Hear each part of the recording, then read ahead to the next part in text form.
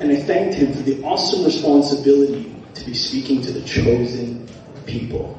We have to normalize the chosen people. I want to thank Rabbi Yoshua Keikos for bringing me out here. Round of applause.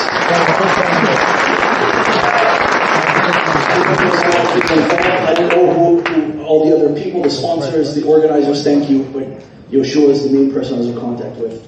I assume that every person in this room already knows my story. I assume you watched my movie. If you didn't, can I just get a show of hands how many people saw my movie in this room, just so I know? Okay, good, very nice. Thank you.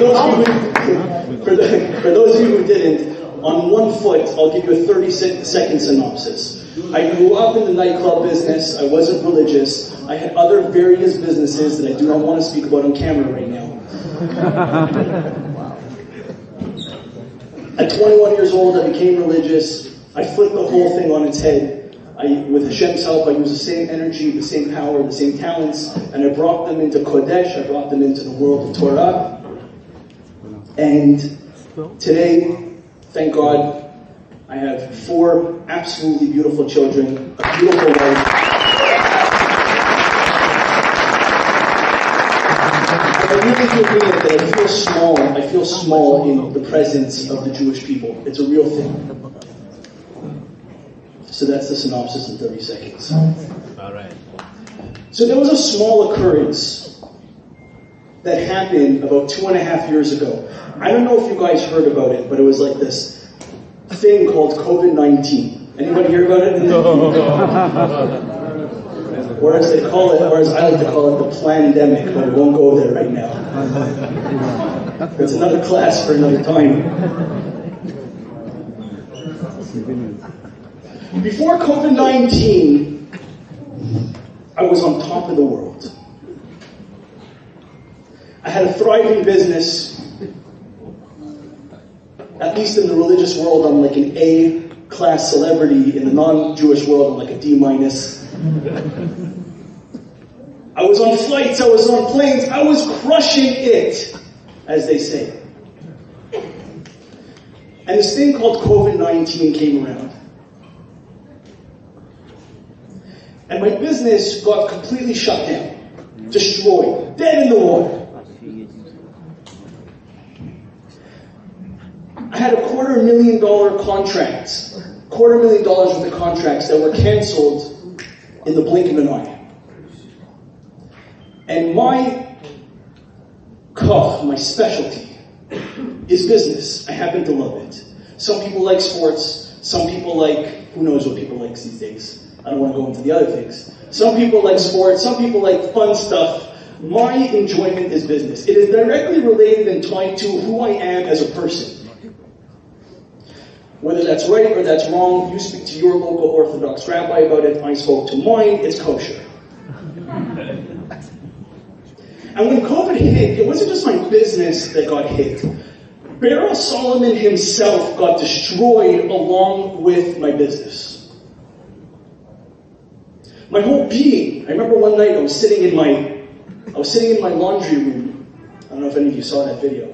I was sitting in my laundry room, which was my office at that time. I turned up the music on my computer, only Jewish music.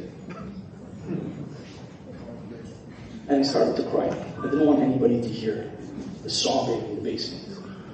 I was a man that was broken. And it really bothered me because during COVID, everybody seemed like everything was okay.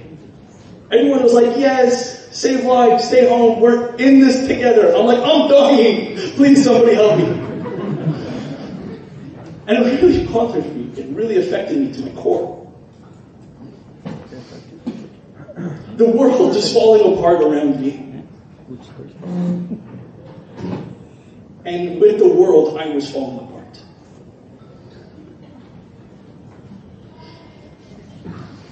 There was a business that was going on during COVID. There was one business. Today it became the business of schmack scenes. We're not going to go there.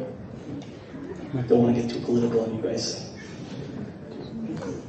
The business at the time was a business called the mask business. There was like a panic in the world. Where are we going to get masks? Everybody all of a sudden needed a mask.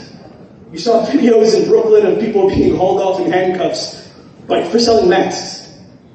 And in Canada, in general, we are much later on trends. So I saw my friends that were in the nursing home business. They were selling masks, and they were killing it. And I wanted to get into that business because I was sitting on my hands, I was depressed, I needed to move. I needed to do something. And if there was opportunity, if there was a mask to be sold in Mexico, I wanted it. So, I started to try to sell. And I would call my friends, and I would call big companies, and I would call the healthcare industry, and I would call hospitals, and I would say, I would like to offer you masks. They would say, great, we really need masks. And when can you get them here? I said, well, wire me $500,000. I'm going to order it from China. And you'll have it maybe in 2 weeks or so. And everyone, if you remember, there was a time during COVID where credit ran out. There was no credit. Everybody thought the world was falling apart. There was no such thing as wire me. Nobody had any trust at that moment. And trust is the operative word that we're going to be playing on tonight. So keep that word in your mind, because that's going to be a big theme of what we're going to be talking about tonight. Trust.